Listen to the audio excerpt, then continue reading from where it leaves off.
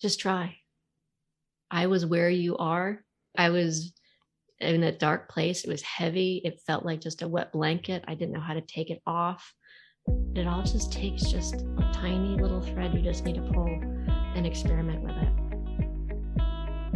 Hello, you're listening to The Rare Life.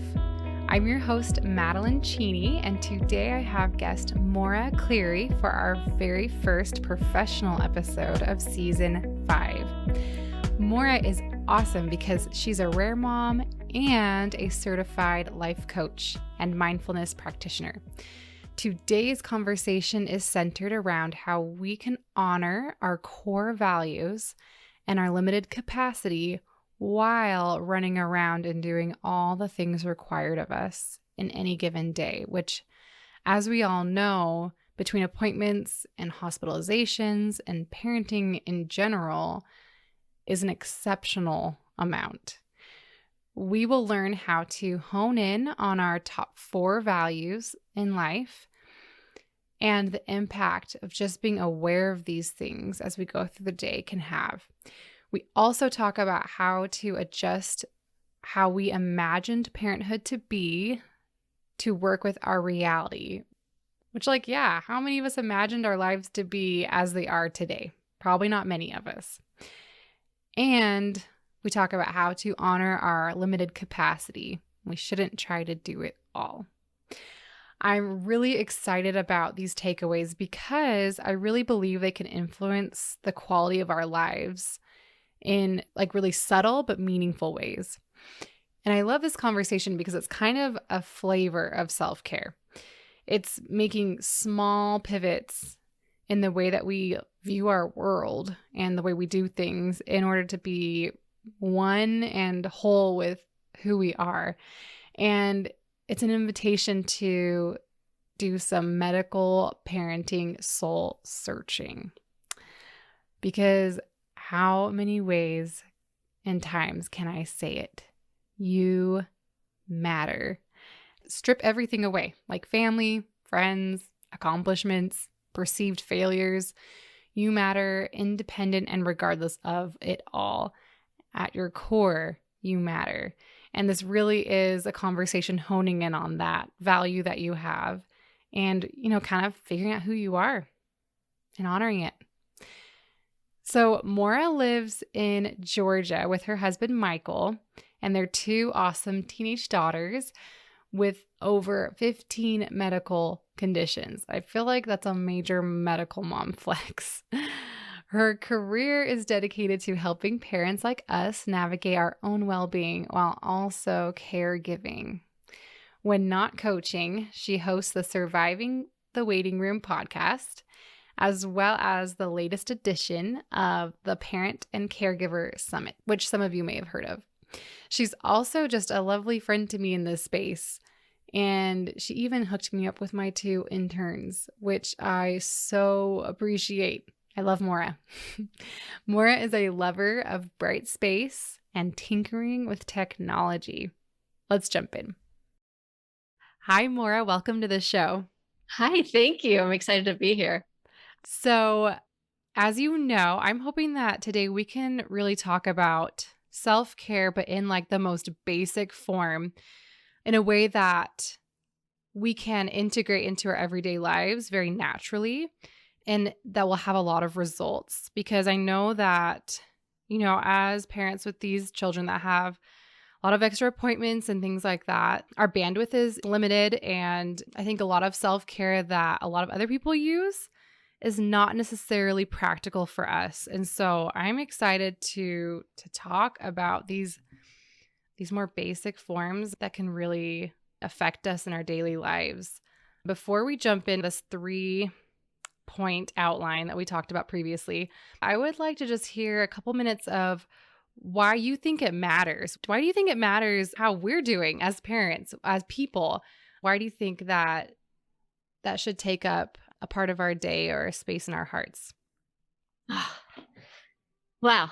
So first of all, for the listeners, as Madeline was talking, I was shaking my head this entire time, like, yes, yes, yes. Why does it matter? Wow. So even before we knew my daughters had these very complicated lives with all these medical issues. I had the kids that always needed extra. So I was always putting myself on the back burner. I had learned coaching, I had been a coach, but there's something about it when you're exasperated and you're being with your kids, you're going to the doctor's office, or you're just being by yourself, you still feel that exasperation. So there's really that, we call it catabolic energy, where like you're eating away at yourself. It's that self-talk, it's the anger, it's the frustration, it's the, well, I could do this, but I have to do that. Or I would do this, but I first need to do that. You're trading things off and it really brings you down. It brings you down to a point of anger. It brings you down to a point of self-pity. Nobody likes to say that. Nobody likes to bring that up, but we do need pity parties every once in a while. Like I am all for, you need to soak it in, you need to live it, but you need to move through it. And these little points along the way, you can catch yourself, or you can say, you know what? I choose to be at a higher level of energy. Like I choose to be more accepting. I choose to reconcile what's going on right now so that I can move forward in a healthier form. It's really important to really notice where you're at. Is your energy really low? And, there's a lot of that victim mentality, a lot of that anger. Yeah. And I think it's very easy to know if you're in that state, like you talked about, the anger and I want to do this, but I have to go do these other things. And the pity, the self-pity, I think like that was totally me today. Like, to be honest, I was definitely at that lower level. And it's a strange place to be, because I think we can also like logically be like, oh, but like life is really good and we're doing these fun things together as a family and I have so much to be grateful for. And yet we can still be in that lower spot energetically. And so I think that's why we have to really nurture ourselves and give ourselves this care and this love and compassion, because I don't think we can logic ourselves into a better place. It really has to come from kind of that soul level. Absolutely. Yeah. I still remember the very first time that I recognized it in myself. I was waiting outside in the car while the girls were inside getting tutoring, or they were doing something. And I was just screaming in my head, like, what about me? What about me? When is it my time to do something? When is it going to be my time? And that's when I realized, like, shoot, I really need to get some help, because that's not healthy. And I could rationalize it and I could put in the coping mechanisms, but you know what? It kept on coming back and haunting because I wasn't taking care of it. I wasn't actually acknowledging it and filling that need that I needed at the point in time. Yeah. Yeah. So, I mean, like, as I kind of mentioned at the very beginning, I think a lot of times we can be like, well, yeah, but like there isn't time for me. Like there aren't things that I can do for myself. But that leads us into our 3 points that we're going to talk about today, right? Yeah, so I would love to dive in with figuring out what our values are and making space for that in our lives. So what would you have to say about that? There's lots of things online. You could Google it. You could, get a PDF of values. I always like to think of it as, what are the top 4 things that you need in your life? And starting there, because you could, when you see the list, you're like, oh, there's like 10 of them that I have to have in my life. And I'm like, but what are your top 4? And then what I learned along the way is that, are they yours or are they somebody else's? Because sometimes we take on somebody else's value because it's so important. It's important to them, but we take it on because we feel the importance of it because it's important to that other person. So it's really, I hate to use the word again, but it's very important to look at it and to say, okay, is this me or is this somebody else's? I'll just throw in really quick. I'd be willing to bet that most people's values that maybe we take on as our own that aren't really our own are probably our parents. And for me, it's like my mother's, like, right? Like, oh, is that important to me because it actually is, or because I watched my mother value these things? And so then I was like, oh, that's what I need to value too. Or is it really my own? So, yeah, I had that. It was my dad and time. I valued time. I was obsessive about it until I acknowledged, like, I really don't care. Yeah. And I slowly started to teach myself to stop being so obsessive about time, because it wasn't about me. Yeah. Yeah, I think there's definitely an empowering and freeing moment with that. As an example, I didn't care about my appearance very much. Like, I've never been a high maintenance kind of girl. Like, I didn't wear a lot of makeup in high school, didn't really care to learn how to do it properly, slapped it on and did other things because that meant more to me. But then, like, I watched a sister who was like super into that. And I was like, oh, like, that's really important to her. I guess it should be for me too. And I like kind of took that on. But then recently did some soul searching, was like, no, actually, Maddie, you don't really care that much about that. Why are you wasting your time on this? And it feels very freeing because I think it feels compatible with the rest of us and it feels right. And taking on someone else's values, I don't think is healthy. It adds extra weight to us instead of helping us feel better. And that right there is exactly, it puts the extra weight on you. And that is a really good way to recognize that it's not your value.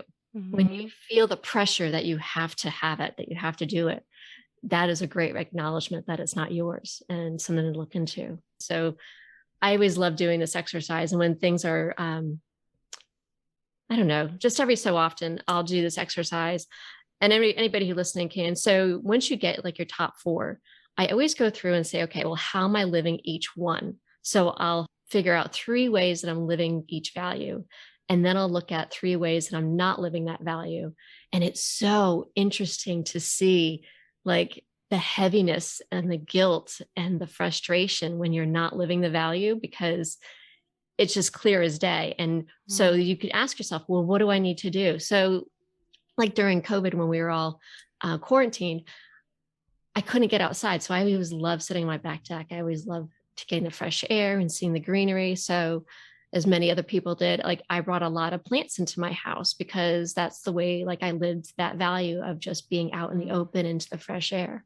So it's a great exercise, not only to get everything out of your head, but also like to see it in black and white. Like I actually do it in different colors. So I see like all the ones that I live it in one color and all the ways I don't live it in another color, just to make it a little more contrasting for myself. So can you give us an example? Like maybe like list off like, I don't know, 10 things that might be examples of values. Because for me, I'm trying to like, okay, like I hear what you're saying, but I'm trying to conceptualize this. Yeah. Oh my gosh, right off the top of my head, I can only think of mine, of course. So mine are growth. So any kind of education, learning. I always like growing. I like space. So it's like a physical, bright space. Like the more open, the better, the more light, the better.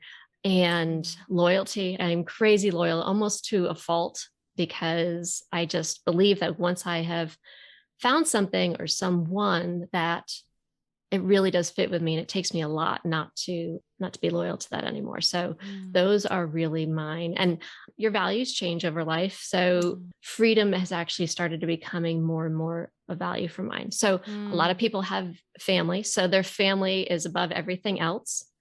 Oddly enough, I do not have family as my top values, but that's a very common one. Freedom is a common one.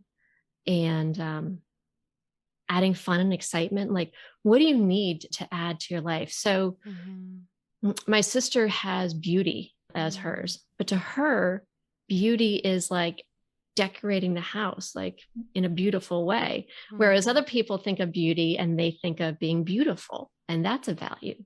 So I always make sure that you make your own definitions for these words, even though they're very generic words. We all look at them very, very different. Yeah, that makes sense because you're defining these things that are very near and dear to your heart and kind of make up who you are, right? Like what you value is very, very personal. And so it makes sense that they'd really be customized to yourself and very, very subjective. Right. And so like you were talking before about your parents, that you could have the same value as your parents, but look at it from a completely different perspective. That, probably in a much more modern way than what they did, because when they grew up, it was just a different world back then. So Yeah. And so integrating these values into, what we would call self-care, which is a very catch-all for a lot of these things, but it is. Love for yourself. What are some ways that you looked at the things that, so when you were evaluating your values, you're like, hey, the 3 ways that I'm not upholding that value in 3 as I am, how did you prioritize and make space and time for your values in your life, even with all the busyness and everything going on? Did not make space and I did not prioritize. I just noticed. I Mm. just took those point times and noticed like, okay, well, if I always feel like I need to grow and I'm stuck, like I'm stuck in the muck right now, like I am overloaded, I'm way down, there's no way I can grow. How can I? Mm. And then it was, okay, what can I look up? What can I learn? So, I would just think any topic at all and I would just learn about it on the internet. Or I would get gobs and gobs of books from the library and just like have a stack of like 5 books. And as I went through them, I might flip through them quickly, I might not, but just those little things of just acknowledging I need that or I want that. And the moment I realized that when I put my earbuds in to make dinner and I put my music on and I could see the kids and they could do their work and they could be laying around, with whatever. And I was in my own world. So it was interesting that even though I wasn't alone and it was in a crowded space, it was in a noisy space, me having earbuds with my own music in my own world, doing my own thing was enough for me to feel like I was living that value, to feel like I had that freedom and had that space that I Mm. so desperately needed. So ever since then, it drives my kids crazy because I always have my earbuds in because I need that. And the crazier it is, the more that I wear them because it really helps just to calm me down, it helps to relax me. It helps me to feel that I have control over something when, Mm. usually we don't. Yeah, and I love how that adapts too because like you say the kids were still there. You were still, being mom even though you probably would have preferred to like go off and do something by yourself and you couldn't right then. Right. I love how adaptable that is. So I hope that like all of us can kind of problem solve like that. Like, hey, what can I integrate into my life without changing a lot, but to put that value at the top of our priorities and make sure we're getting that so we can really feel, I don't know, it sounds cheesy, but like one with ourselves. Because I think when we're feeling that disconnect with ourselves is probably when those values are not being respected and are being, pushed down to the bottom of the list. And we need those things. We need our values to be prioritized. So I think that's a great way to Absolutely. do that. Yeah. And, you brought up hanging out with your family. And sometimes it can feel like you're living your value, and sometimes it doesn't, because sometimes, we're really caregiving for them at a point when it's just all the emotions along with it are overwhelming. So at that moment, like, what do you want to put in place or what do you want to think about doing? Like, what do you actually enjoy about that family value? Like, how do you define it? So that when you're in those moments, you can really go back and you can know that you have that, you can bring that back Mhm. in. And, life changes on a dime with our kids. At one point in time, we're overwhelmed. The other point in time, we're dancing, we're laughing, and we're crying. And they're also very, very different. So Mm. you have to just play with things. You have to see sometimes things work out and sometimes things don't. And you just adjust. Mhm. And I like the idea of like evaluating which activities or what moments you enjoy more with your family than others because, I think there are some very clear activities that I don't enjoy doing with my kids. Like they're having a great time. Like, hey mom, come play Duplos with me. And I'm like, I don't want to play Duplos with you, but like I can see it's important to you. And so I, sometimes I'll sit down on the floor and I'll do that. But it's like, but I'd rather sit and read a book with you, or I'd rather ask you about how your day was at school and chat. That's when I'm really feeling that, Mhm. fulfillment. I'm like, oh, this is so fun. Look how cute he is, or look how happy she is. So I think that's interesting to be intentional about that and to notice. And obviously, we can't only do the things that we enjoy doing with our families. Otherwise, Right. they'd all starve and die and it'd be bad. But I think that's like really great way to, because like really when you think about self-care, I think is just the knowledge that you matter and the intentionality of putting yourself up there with your family and others that you care for. To be like, I matter and I'd rather sit and read a book. So I'm like, hey, right now, I need to read a book with you instead of play Duplos. I just can't really, I don't have it in me to play Duplos right now. Yeah. Little things like that. They're little, but I think And they're it's important. okay to tell them, like, I don't have the energy to do that. Like, all I have Yeah. an energy to do is just to sit down here and read and do things quietly with you. Hmm. Um, that communication back and forth with your kids is really interesting the more that they can do it. There was one point in time when I was figuring all this out, and my older daughter, I forget how old she was at the time. She must have been a young teen. And she's like, well, do I have values? I was like, yeah. So Mm. we went through her values, and together we had this awesome conversation. And she got to understand why I did things, and I got to understand why she did things, because Mm. the sad part is we all don't have the same values. Mhm. And, as parents, we just figure that our kids should just like whatever we like, or, have the same commitment to things, and they don't. So to understand where they're coming from sometimes allows you to have that grace with each other as you're Mm. finding your way through this uncharted territory. Yeah. And I think our children seeing our example of putting our values first can be really powerful for them. And what do we want for our kids? We want them to put their values first. When we think of it, that way, it's like, yeah, I want Wendy to put herself up there with everyone else that she may care for. Yeah. And when you were talking about talking to your younger daughter, that reminds me that it might be helpful when like kind of soul searching, like, hey, what are my values? I think it'd be really cool to think back, about yourself as a child. What are some really awesome memories that you have as a kid? What were you doing at that time? What was important to you right then? Because I bet that a lot of those really key memories in our lives from when we were kids were in line with our values, And I think that could be a cool way to figure that out.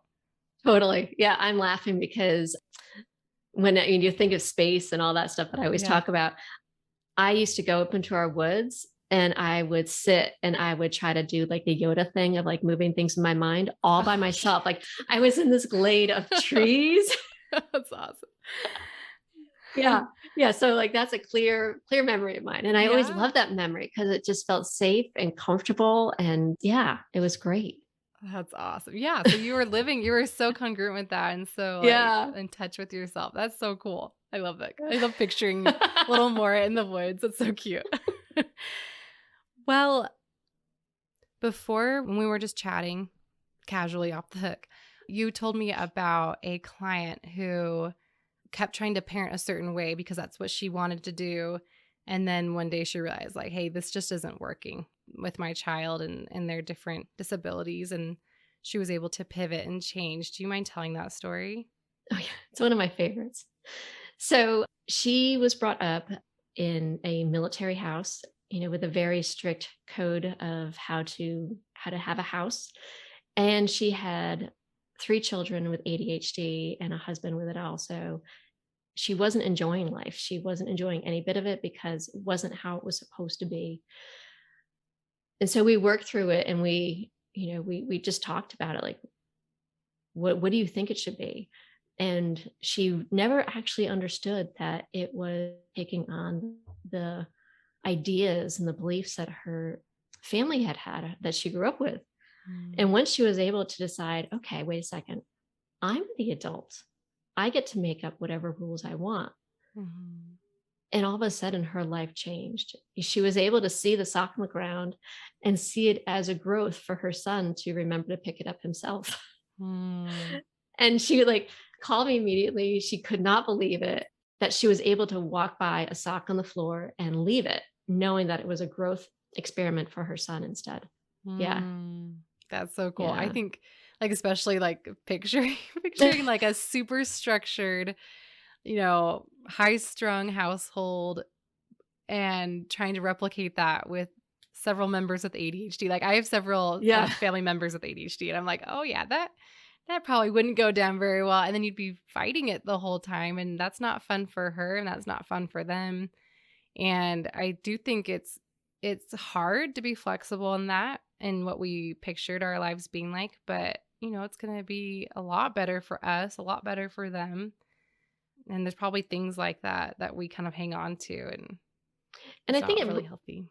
yeah. And we're reminded of it too, because we have family come to visit us, right? We have our Mm. Yeah. moms and our Yeah.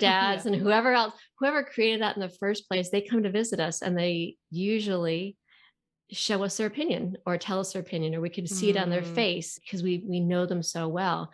So we're reminded of it too. So it's really difficult to, develop the house you want, that house you enjoy, that is your house. And Mm-hmm. when they come, to still stay comfortable in what you've just created and not feel guilty, not feel like you're letting your parent down, not doing all that other stuff.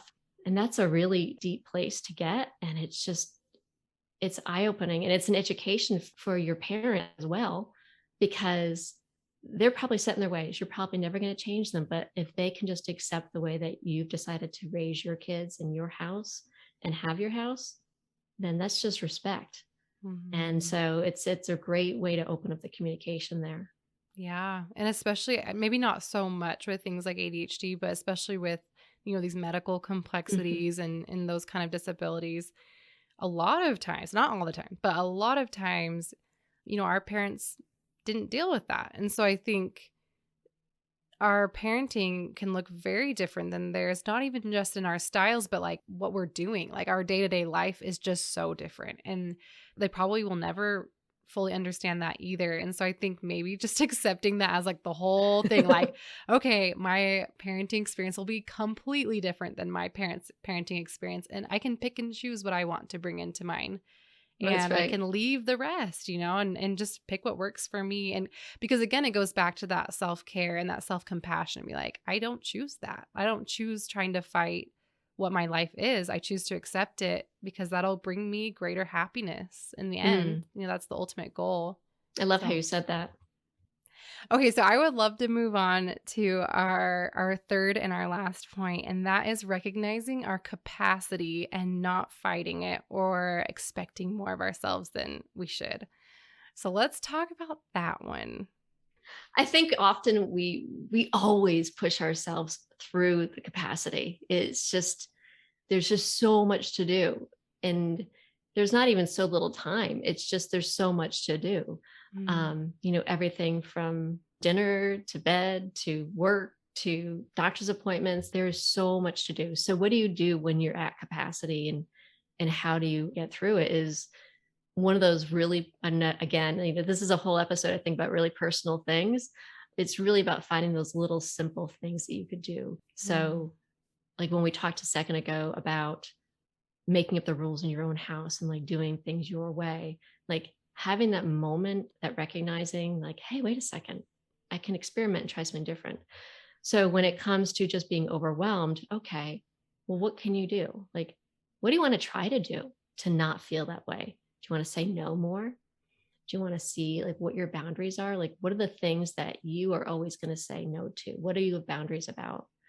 I do find that like one area when people do start putting in boundaries, they don't always tell the people that are in the house.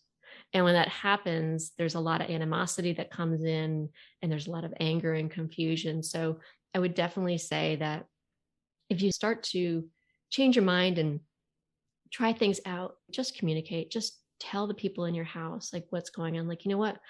I realize that I hate socks on the floor. So let's every night just make sure the socks are up, because when I come downstairs in the morning, I like the floor to be clean. mm, Just saying things instead of being mad that there's socks on the floor, making sure that people know those things. And yes, everybody forgets, like we're in constant motion, but just starting to realize and verbalize what those boundaries are that you need, and saying no to things. So you and I were talking mm, about helping out at school and stuff. And I had a similar experience that they expected me to help out with the Girl Scouts when my girls were younger. But I mm, was already at capacity because I was already doing all this other stuff, but they didn't see that. And I was like, well, mm, it's not really my fault that they don't see it. And they're not asking me. And I'm not going to tell them because it's not really their business what's going mm. on, you know? So you need to be okay and calm yourself down, like calm yourself at the core, and just say, you know what? I'm okay with this. Like, this is what I'm choosing. And that's it. Like, that's a boundary for me. Yeah, I recently had an experience where I had said yes and I was committed to it and doing it, and I could feel it. Like I think that's something that is just you just kind of know. Like when you're like, "You know what? This is too much. I said yes when I shouldn't have said yes." And I went back and I was like, like I need to step down from this. I can't take the time and attention that it needs. And I need to help you find someone else to replace me. And it felt so good. And I think it really, again, went back to that compassion for myself, and saying, you can't do everything. And attempting to do everything that people ask you to do is not going to serve you. It's not going to serve them. And even if it did serve them, you really do need to prioritize yourself. And it felt so good. I felt guilty because I think we're kind of conditioned to feel like we should do everything, but it did feel really good. And I think realizing that we do have a limited capacity, and especially where in our lifestyles where a lot is asked of us in our parenting capacities, I think letting go of the other things that do not need to be done by you, they can be done by someone else, can help us enjoy the other things that we have said yes to. And we can be more present, and we can put more of our hearts into the things that we've chosen. And I think Mm, that is a really great way to show our care to our own selves and our love for our own selves. absolutely. And it's important that we listen to ourselves. And Mm. I don't think that people really talk about it enough, but even though you want to say yes because you're trained and you're programmed to say yes, to do whatever somebody's asked of you, your body already knows the answer because it is Mm. screaming at you when you say that. I mean, like you're telling the Yeah. story and like my gut is like, ugh, like you can just like Yeah. feel like the negative energy like Mhm. shooting through your stomach. And Mm. if you feel that, you got to say no. I Mm. have just the opposite habit. I have the habit of saying no. Like I say no to everything. And then I come back and I say, you know what? I thought about it and that I say yes to this. And Mm. not always saying no, but just saying, you know what? Let me think about it. Mhm. And that would give me time so that I didn't have to give an answer right then, but that'd give me time just to think about it. Or, if they were saying, we need to get this blood work done or, whatever, I'm like, let me just think about it and then we'll come up with a plan and then we'll come back to you. So Mhm. that had been a saving grace over time. But listening to your body is just brilliant when you're in the moment. Yeah. Yeah, cuz you really can feel that. And I'm also thinking, okay, what about things that are seen as required, right? Like, well, maybe people that are listening right now feel at capacity, but they're not necessarily the extra things. Like it's just life. Because I do remember, especially in the first few years with Kimball, like I was completely maxed out. I was way above capacity, but it was, specialist appointments. It was the therapy appointments. There were things that everyone was saying, this is completely vital. What would you advise us to do in that situation? We need to find support and you need to find help. So, if you have another adult living in the house with you, just letting them know that you are at capacity, that you can't do anymore. And, if they could help you with the dishes or help you with just little things around the house, maybe doing the laundry while they're doing other stuff. But Mm. on top of that, seeing if a neighbor can help out, seeing if a neighbor, wouldn't mind trading days with something or just taking the day off and not feeling guilty for laying on the couch and watching Netflix all day long while your kids are right next to you. Like Mm. making sure that you're taking care of yourself, making sure that people know that you need help. I know for me, that was the Mm. hardest part that I couldn't admit to anybody else that I was at capacity because everybody else works just as hard as I do. So, how are they going to find time? How are they going to Mm. help me? And it's Mm. amazing, like when you say it, when you say I'm at capacity, like I can't do anything. My house is completely cluttered to the roof and I have no time for anything. I have no energy to do anything. And when I Mm. do have time, I don't have the energy. I think that's also where the other things that we talked about today really, really come into play a bit because those little things help you when you get to that point. So Mm. they're like that little lifeline, that little thing like, Mhm. okay, well, I'm just going to do this and I know that makes me feel better. And it's just a better way to cope with a situation. And unfortunately, coping with things might have to happen for a little while. And it's Mhm. okay Mhm. as long as you're talking to people and letting them know. Yeah. Yeah. So you're not suffering in silence. Cause I think that can make a really isolating experience, Yes. even like just so much more isolating if you are not making that known to people. And I love, recently you posted on Instagram and you're like, I took a day and I watched shows literally all day and laid on my couch. And I like reading that, I was like, oh my gosh, I feel my anxiety because I'm like, I go overboard with being like, I have to be productive and at my own expense. And so I was like, but like, that's actually really cool. That sounds awesome. Like, I think I need to like be okay with that idea, and like, and to take advantage of doing things that maybe our parents did not do, right? Like going back to Right. like the parenting style thing, Yeah, yeah. but like to take care of ourselves the Yeah. way we would want to take care of anyone else that we love and care for. I Yeah, think and I that's have to really tell you, important. I never do that ever. Like, I don't take naps, like, Mhm. I'm go, go, go all the time. But I have to say that when I did that, my family took it really seriously because mom never does that, Mhm. and they all left me alone. Like, it was really interesting to see the dynamics in the house because they saw that it was important because I never do that. Mm, yeah. In a way, I think that can be kind of telling them I'm at Mhm. capacity, I'm having Yeah. a hard time without necessarily telling them. Yeah. And that's really important. I mean, like, and I have a hard time.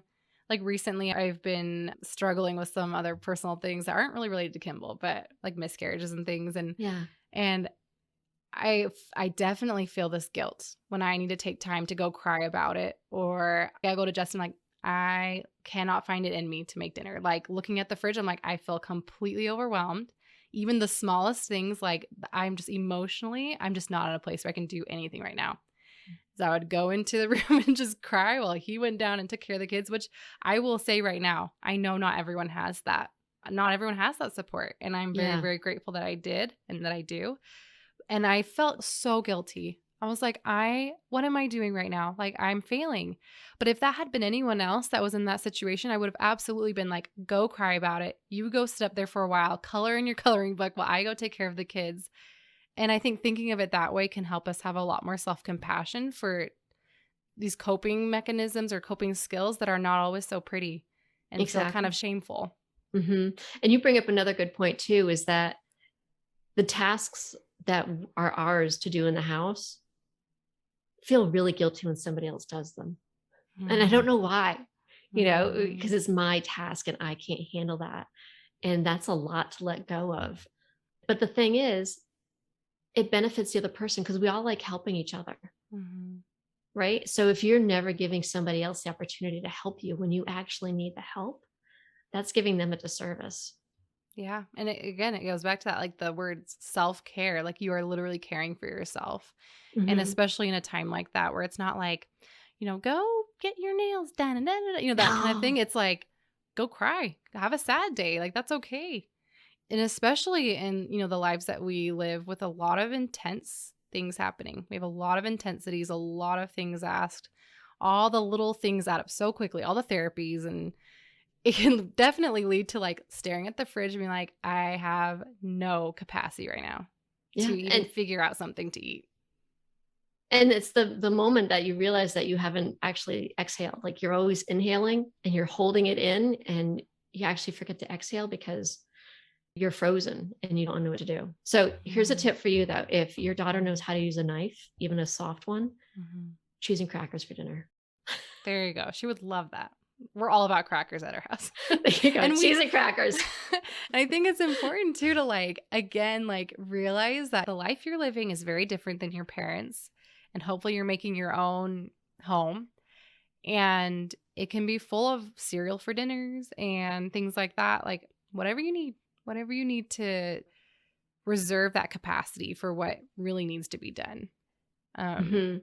so I would love to wrap up with envisioning someone listening right now and maybe they're thinking something like, yeah, but I don't like myself. Like, I don't want to do this stuff because I don't think I deserve it. What would you say to that parent? Just try. I was where you are. I was always in a dark place. It was heavy. It felt like just a wet blanket. I didn't know how to take it off. It was, I always think of it like borderline depression. It was too much for me to handle. And I just found a little thread and I just pulled it and I just found that I just needed space. I just needed time by myself. And that's when I found the earbuds. And that's when I experimented with something else. And it was just adding those little pieces that helped me get back to where I could see myself again. Enough light came through that you can start doing that. And then start imagining things. Like I know a woman that would just imagine this golden bubble around her when she came home. She would consciously fill it with all the goodness and all the love of her house to protect her from all the exterior. And just doing that act just made life lighter. So, she just made that up. You have to like just experiment. What do you need right now? Like, what would be helpful? For some people, it's just not being so heavy, or not having that weight of the guilt or the impossibilities sometimes that we have in our lives. So what can we do to lighten that load a little bit? Do we need to put on some fun music? Do we need to do a jig? I don't know, like just add a spark that can just start changing that energy, so that instead of feeling that lower energy, you can start feeling the higher one of like helping somebody else, or seeing that everything has a purpose, or just feeling better about yourself. It's just so helpful, but it all just takes just a tiny little thread you just need to pull and experiment with it.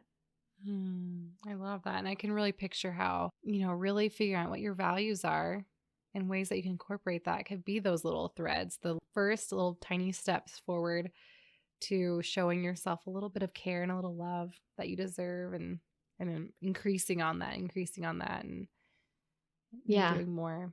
Love that. Well, thank you so much, Moira, for coming on and sharing your thoughts and your perspectives with us. I really appreciate it. Well, I'm so glad to be here, and I hope that I was helpful to somebody else out there. I know that when I listen to your show, I always take away some nuggets and it always makes me feel better. So, Oh, I'm glad to hear that. Thank you. So after this conversation, I really wanted to sit down and figure out my top 4 values. I realized like how important that is and that I didn't really know what they were. So I did that with my husband, Justin, and that was really cool to get his insight and kind of bounce ideas off of each other. And so I really recommend grabbing a trusted partner or a friend to do some soul searching together. I think it was really cool. Also, I found it helpful to jot down kind of every aspect of my life that feels like it relates to the core values. I'm not really sure how I could really tell. I just felt it like, yes, this is something that's really important to me. So I jotted down a ton of things. And they were just little things like being in a Zumba class and being in a role as sister and daughter instead of just mother. Then I was able to kind of categorize them into 4 groups, which ended up being those 4 top values, which are really the why behind how much it matters to me. So I just thought it'd be kind of fun to share with you my top 4 values that I figured out. And I would love to hear yours, maybe on social media or something. You could tell me yours. So they are power and influence, which my siblings can attest to. And, I am a Slytherin. So there you go. Intimacy, which I'll have to say it's in all forms. Like I realize it's a part of the reason that I love this podcast so much and why it's so meaningful to me, because what we talk about, it's very intimate, and we get really intimate with each other as we talk about these things. And being in nature, that's a part of intimacy to me. So as you can see, it, like Moira talked about, I really defined it in my own way and the way that I express it. And then another one is responsibility and sense of self. So it was really fun, you guys. I really recommend going and grabbing Moira's download, or you can just do kind of freestyle and figure out what your values are and ways to become more in sync with them. And I think you'll have some aha moments that'll be really cool and meaningful. So go do it. You can find links in the show notes to find Moira on social media and on her website if you're interested in learning more from her. Also in the show notes is a link to receive a free download that Moira created to guide you through the values exercise that we talked about in the episode. Okay, so last year I recorded episode 32 with Jessica Pate. about self-care in kind of a more traditional sense. And so go check that one out if you want. There's a link in the show notes. Join me next week for my solo episode entitled "To Those Who Cannot Say I Wouldn't Have Them Any Other Way." I think there are some really important things for you to hear in there, and I hope that you take the time to listen. See you then.